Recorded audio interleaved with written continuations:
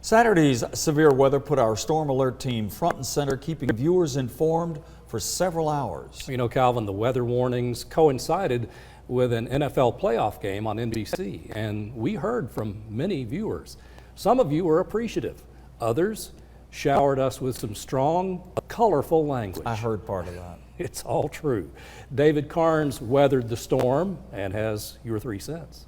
The entire Channel 3 viewing area was under severe weather warnings on Saturday. Tornado warnings happened to coincide with the NFL playoff game between the 49ers and Vikings. Channel 3 made the decision to cover the severe weather while still showing the video of the game in a box in the corner of the screen.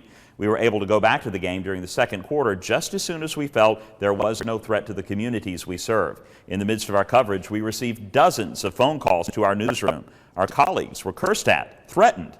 Others took to Facebook to let us know how they felt. Matt said, "Get this storm coverage off the air now, please." Larry said, "We want to watch the game, not your weather alerts." Susan said, "I am so disappointed in how WRCB is taking all this time about rain or a tree down in somebody's yard instead of showing the NFL playoff game. Absolutely ridiculous. So disappointed and angry."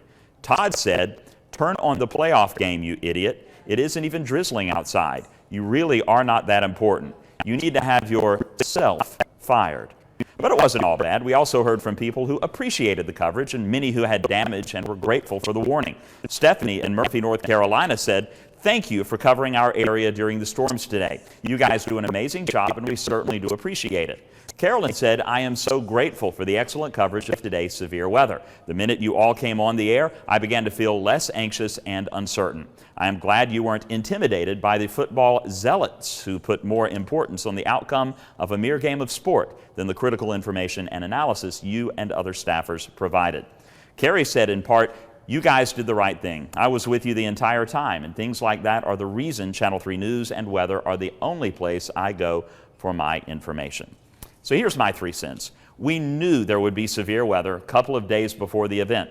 Our weather team and our station management prepared for all possibilities. We only break in when there is a real threat of damaging weather.